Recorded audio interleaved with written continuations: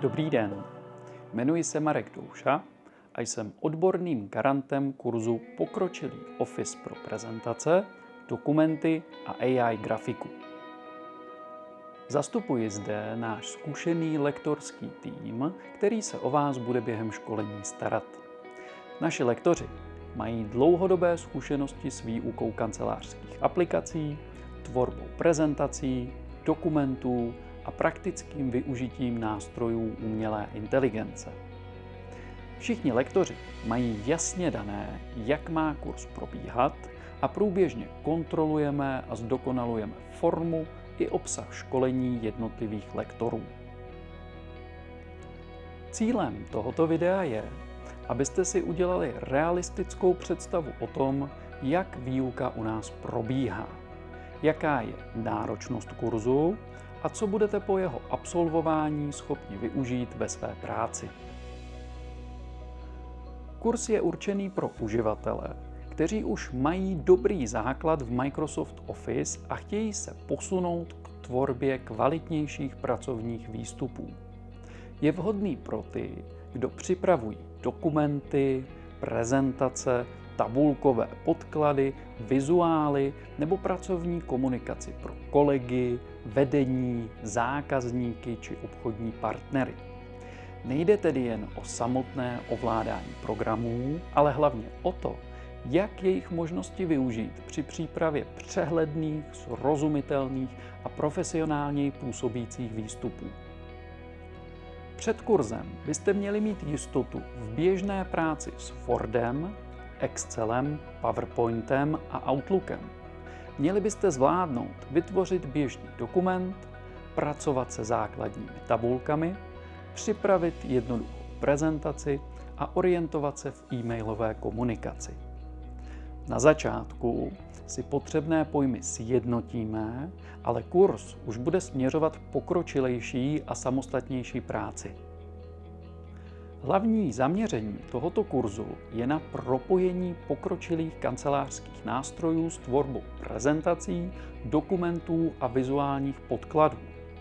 Budeme pracovat s pokročilejším Excelem, pokročilým Wordem, pokročilým PowerPointem, Outlookem, lepším využitím AI a také s tvorbou grafiky pomocí AI nástrojů. Kurz je vhodný pro pracovníky v administrativě, v obchodu, personalistice, marketingové podpoře, vzdělávání, projektové podpoře nebo v dalších rolích, kde se často připravují podklady pro vedení, zákazníky, interní komunikaci, obchodní jednání nebo prezentaci výsledků. V Excelu se zaměříme na pokročilejší práci s daty a podklady, které mohou následně sloužit pro dokumenty, prezentace nebo rozhodování. Budete pracovat s funkcemi, přehledy, kontrolou dat, podmíněným formátováním, propojením údajů a kontingenčními tabulkami. Cílem je, abyste dokázali z dat připravit srozumitelný podklad, který není jen tabulkou plnou čísel, ale skutečně pomáhá pochopit výsledky, trendy nebo důležité informace. Ve Wordu se posuneme k tvorbě profesionálněji připravených dokumentů. Budeme pracovat se strukturou dokumentu, styly, oddíly, obsahy, odkazy, revizemi, komentáři a dalšími nástroji, které pomáhají při tvorbě delších nebo formálněji zpracovaných materiálů. Po absolvování kurzu byste měli zvládnout připravit dokument, který má jednotný vzhled, dobře se upravuje a je vhodný například jako nabídka, zpráva, metodický materiál, interní dokument nebo podklad pro jednání. Významnou část kurzu tvoří PowerPoint.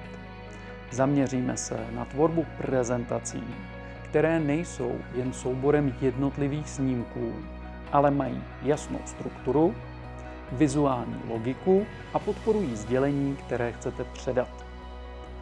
Budete pracovat s předlohami, rozvržením snímků, obrázky, grafy, tabulkami, ikonami, vizuálními prvky, animacemi a propojením s podklady z Excelu. Po kurzu byste měli zvládnout připravit prezentaci pro poradu, obchodní jednání, interní školení, představení výsledků nebo podporu rozhodování.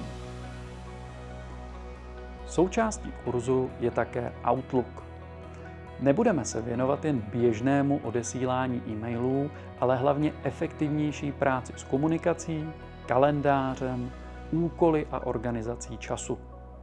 Ukážeme si, jak si lépe udržet přehled v e-mailech, jak využívat pravidla, kategorie, vyhledávání, kalendář, schůzky a další nástroje, které pomáhají zvládat každodenní pracovní komunikaci. Důležitou součástí kurzu je praktické využití umělé inteligence. AI zde chápeme jako pomocníka při návrhu textů, úpravě formulací, hledání struktury dokumentu, přípravě osnovy prezentace, shrnutí informací nebo návrhu variant sdělení. Budeme se věnovat také tomu, jak výstupy AI kontrolovat, upravovat a používat bezpečně a s vlastním úsudkem. Samostatnou oblastí je tvorba grafiky s využitím AI. Ukážeme si, jak lze pomocí AI nástrojů připravovat jednoduché vizuální podklady, obrázky, ilustrační grafiku, návrhy pro prezentace, interní komunikaci nebo marketingovou podporu. Cílem není nahradit práci profesionálního grafika, ale naučit se vytvořit použitelný vizuální výstup pro běžné pracovní situace, například do prezentace, pozvánky, interního materiálu, příspěvku nebo jednoduchého propagačního podkladu. Teorii omezujeme na nutné minimum.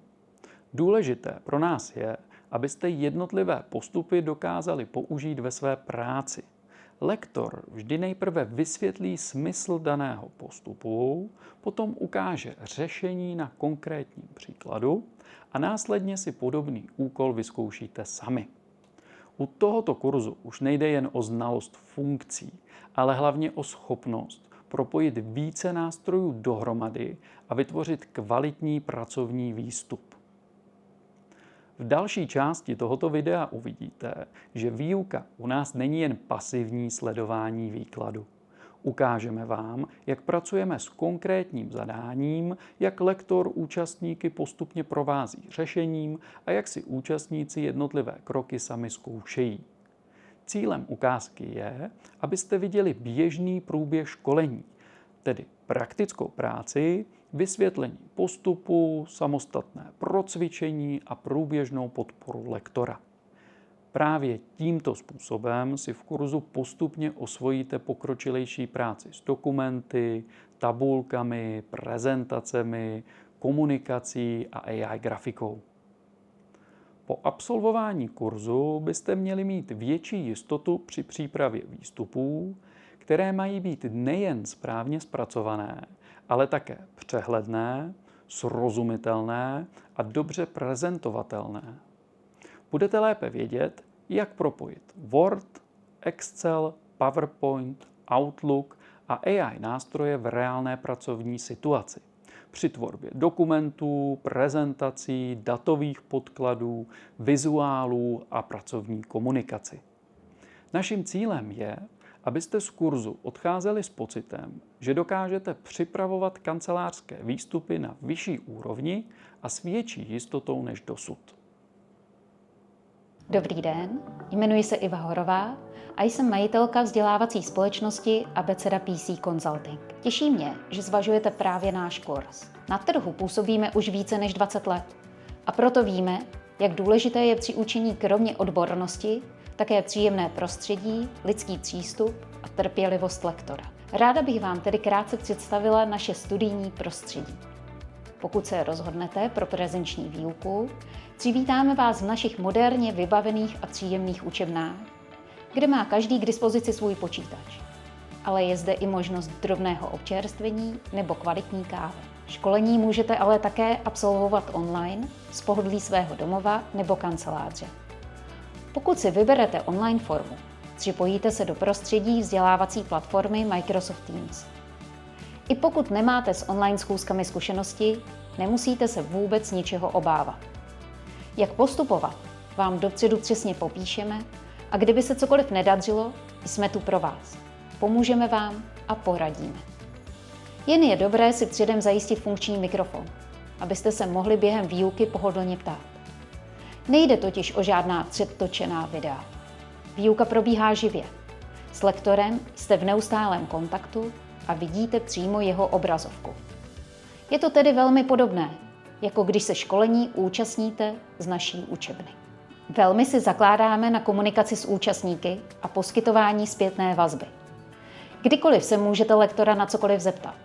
Pokud jste online, jednoduše nasdílíte svou obrazovku a lektor vám ihned poradí. Zároveň vám vždy vysvětlí způsob zadávání a odevzdávání úkolů, takže budete vždy přesně vědět, co máte dělat, a pokud ne, stačí se zeptat. Na závěr každého kurzu probíhá v různých formách ověření získaných znalostí a dovedností. Slouží to hlavně pro vás, abyste měli jistotu, že látku ovládáte. Po úspěšném zvládnutí kurzu od nás samozřejmě získáte certifikát o absolvování. A nyní už uvidíte krátký, nesestříhaný výňatek z reálné výuky tohoto konkrétního školení. Na základě této ukázky si můžete udělat velmi dobrou představu o odborné úrovni lektora, srozumitelnosti výkladu, tempu výuky a také o rozsahu a hloubce probíraného tématu.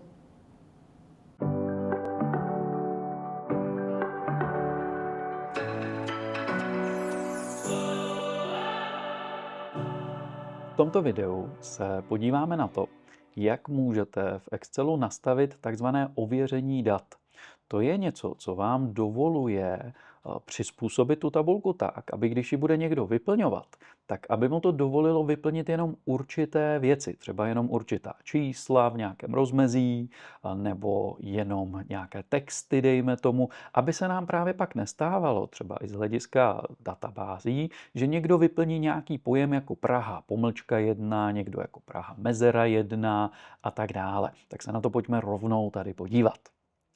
V připravené tabulce, kterou zde máme, tak bychom to chtěli nastavit tak, že pokud to bude tady někdo vyplňovat tu tabulku, tak aby tam mohl napsat jenom celé číslo v rozmezí 10 až 20. V současné chvíli tam můžu napsat cokoliv, jakékoliv číslo bych chtěl a my to chceme nějak omezit. Tak jako první si musím označit všechna ta políčka, pro které to omezení chci, takže si označím všechna ta prázdná. Nahoře přejdeme na kartu data a na kartě data naleznete v pravé části možnost ověření dat. Má to u sebe takovou fajfku a nějaký zákaz. To tlačítko je složené ze dvou částí, tu spodní část si ukážeme za chvíli. Nám stačí buď z té spodní to ověření dát, nebo kliknout na tu horní část toho tlačítka. A když si to vyberete, tak uvidíte, co je pro to políčko teď nastavené. Automaticky je v Excelu všude nastaveno, že tam lidé mohou psát jakoukoliv hodnotu. Můžeme ale tady to i upravovat a můžeme říct třeba, že tam budou moct psát jenom nějaké celé číslo, nebo jenom desetinné číslo, nebo nějaký konkrétní datum, nebo konkrétní čas a tak dále a některé ty věci si tady představíme. Tak nastavíme si celé číslo, že tam budou moct jenom vyplňovat a pak si můžete vybrat, jestli tam chceme je mezi, nebo je to rovno konkrétnímu číslu, větší než něco a tak dále, tak my si necháme je mezi, minimum nastavíme, že budou moct psát lidé 10, maximum, že budou moct psát 20. Dáme OK a ono to vypadá, že se vůbec nic nestalo. Ale nyní, pokud někdo tam napíše třeba číslo 15, a dá Enter, tak to je v tom našem rozmezí a pustí ho tohle políčko vyplnit. Pokud ale někdo napíše třeba číslo 5 a dá Enter, tak na něj vyskočí chybová hláška. Tato hodnota neodpovídá omezením pro ověření dat, která jsou pro tuto buňku nadefinovaná. A já buď můžu dát zrušit, v takovém případě se to smaže, anebo můžu dát možnost opakovat, A to mě pustí do toho políčka to přepsat, vlastně rozmyslet si to, ale pokud si tam nechám tu 5 nebo znovu napíšu 5, to už je jedno, tak zase na mě vyskočí ta chybová hláška, prostě mě to nepustí tam jiné číslo dostat. Pokud bych se chtěl toho ověření zbavit, tak stačí stát na jakémkoliv políčku, kde to ověření je zapnuté. Nemusím si to ani označovat, mohl bych, ale nemusíte.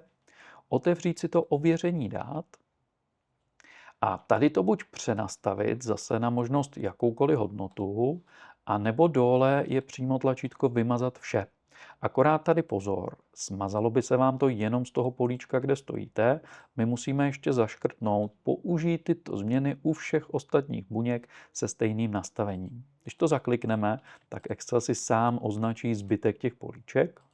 Dáme vymazat vše. Ono se to jenom změní nahoře na jakoukoliv hodnotu.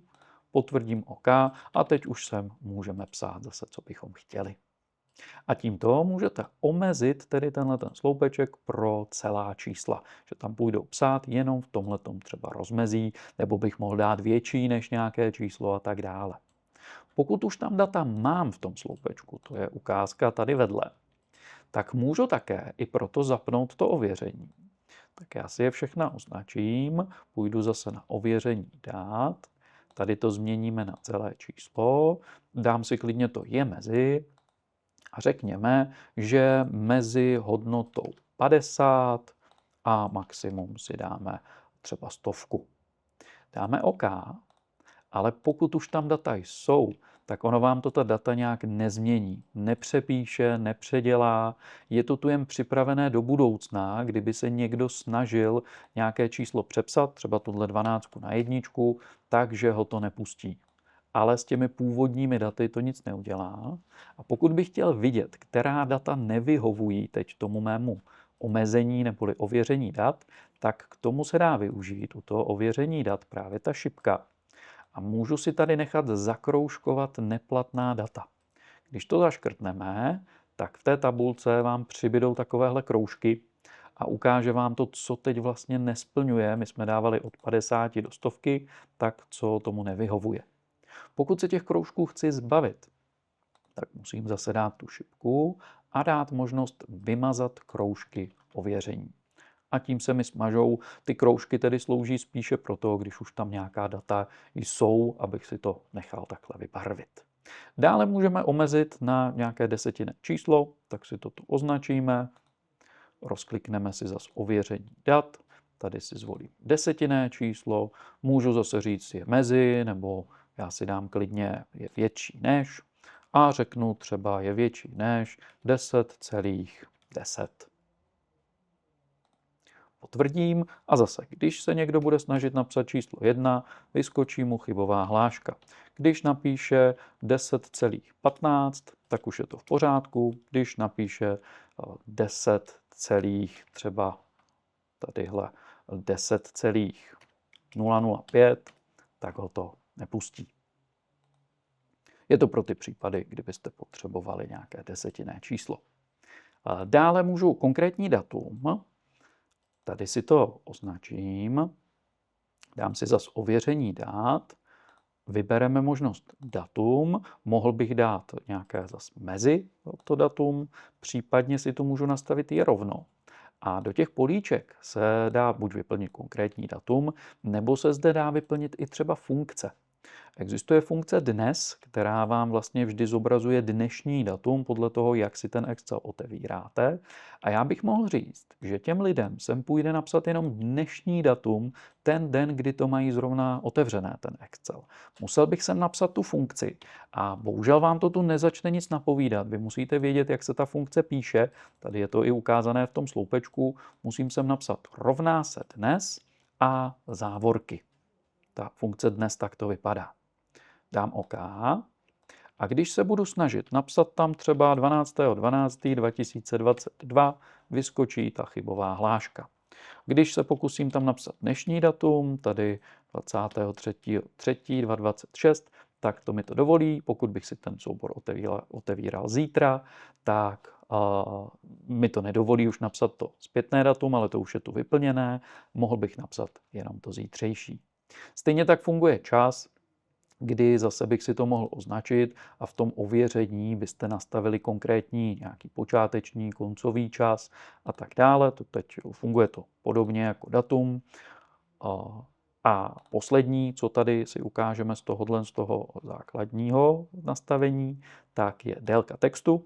Když byste třeba měli tuhle tabulku jako nějaký formulář, který se pak nahrává do online stránek nebo do dalších programů a vy potřebujete říct, že sem ti lidé mohou vyplnit maximálně 10 znaků. Tak si dám ověření dát a v tom seznamu si tady vybereme možnost délka textu. My jsme schválně přeskočili políčko seznam, protože to je možná to nejzajímavější, to si ukážeme hned za chvilku. Tak dám si délka textu, rozsah můžu je mezi, maximum a tak dále, minimum, to je tady pořád stejné, tak my si dáme, že to musí mít maximálně, tady si můžu dát menší než nebo rovno 10 znakům. A když teď budu psát, je jedno jestli čísla nebo písmena, tak já když sem teď napíšu slovo test, to má 4 znaky, tak mi to dovolí. Když ale napíšu test, tak 3krát, tak to už je moc dlouhé, to už má 12 znaků a tím pádem je to více než 10. Pozor, do těch znaků se počítají i mezery. Mezery, pomlčky, lomítka, to všechno jsou z hlediska Excelu znaky, takže potom já to sice omezil na 10 znaků, ale neznamená to 10 písmenek. Když by tam byly mezery mezi tím, tak se budou prostě započítávat.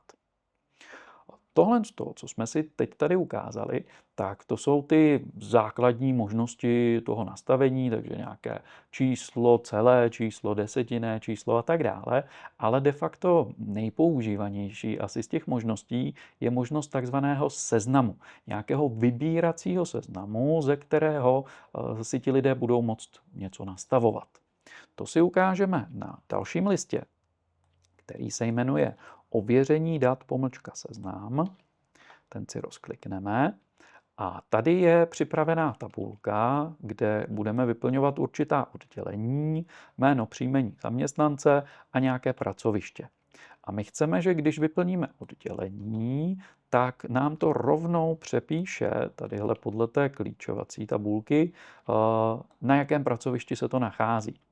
Tady v tom pracovišti je připravená funkce S-vyhledat, která má vlastně udělat to, že tenhle pojem vyhledá v tabulce tady vedle a najde to ten daný pojem, třeba údržba, a přepíše to tady ten pojem vedle ze druhého sloupce té tabulky.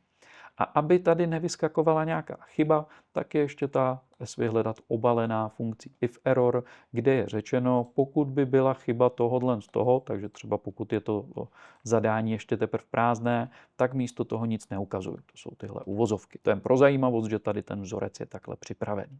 A my to máme připravené tak, že když sem někdo napíše třeba IT, oddělení a dá Enter, tak mu to rovnou hezky doplní, z jakého toho pracoviště pochází to oddělení nebo kde ho najde.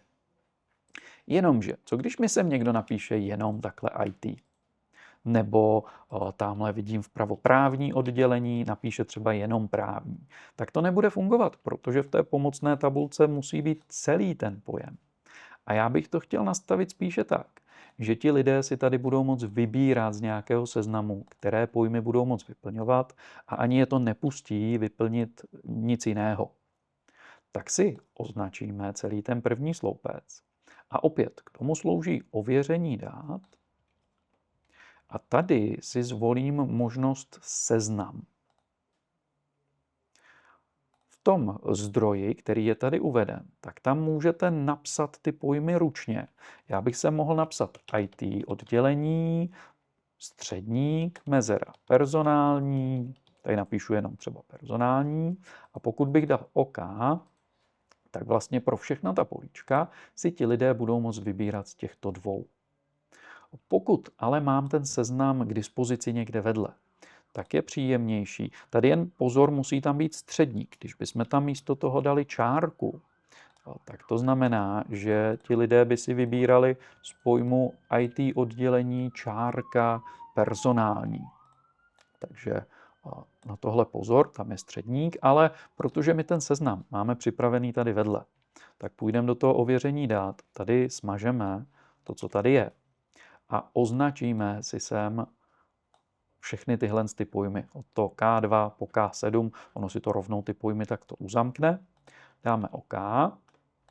A nyní v jakémkoliv tom políčku tady vedle, tak se objeví rozbalovací šipka a ti lidé si volí přesně z těch pojmů, třeba údržba, a protože vedle je připravená ta S vyhledat, tak jim to rovnou takhle hezky doplní. Kdyby to sem někdo psal ručně, třeba místo IT oddělení by psal jenom IT a dal Enter, tak v takovém případě ho to zase nepustí, vyskočí ta chyba, protože můžete dát jenom tyhle ty pojmy. Kdyby to ale napsal správně, kdyby jsem napsal IT oddělení a dal Enter, tak to už je v pořádku, toho pustí. Takže nemusí jenom vybírat ti lidé, můžou i zapisovat. A ještě jednu věc v tom ověřování dat můžete dělat. A to už neplatí jenom pro seznamy, to platí i pro ty ostatní věci. Já když si to ověření dat nastavuji, tak sem můžeme nastavit nahoře nějakou takzvanou zprávu při zadávání. Na to, když si klikneme, tak se potom u každého toho políčka objeví nějaká hláška, než to ti lidé začnou vyplňovat. Můžu dát nadpis té hlášky, tak já napíšu třeba pozor a zpráva při zadávání vyberte z rozbalovacího seznamu. Například nějak takto. A stejně tak můžete nastavit i to chybové hlášení, že to tam nebude psát jenom, že to nevyhovuje. Je dobré tady nechávat tu stopku, aby je to zastavilo a nepustilo. Když dáte varování, tak to budou moct zavřít a stejně si tam budou moct něco napsat. Lepší je ta stopka, že je to zasekne. Nadpis dám třeba pozor, pozor, pozor. A chybové hlášení může být vyplňujete zde špatné oddělení.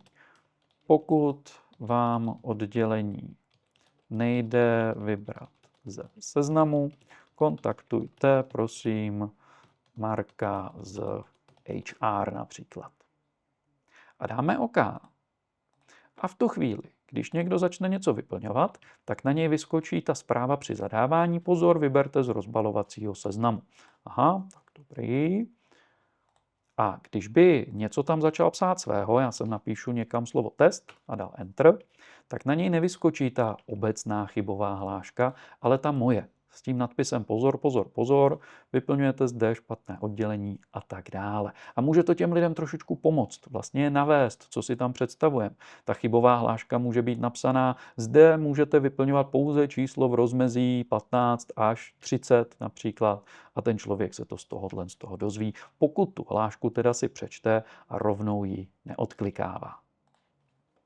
Kdybychom potřebovali ten seznam nějakým způsobem změnit, tak přepsat ty věci můžeme, to by fungovalo v pořádku, ale co kdybych ho potřeboval rozšířit? Například si sem dáme oddělení nějaká třeba recepce. V takovém případě se to samo nezahrne tadyhle do toho seznamu.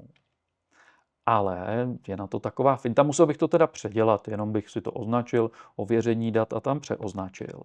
Ale dalo by se to obejít trošičku tím, že můžete tu pomocnou tabulku projet nástrojem na kartě domů, formátovat jako tabulku.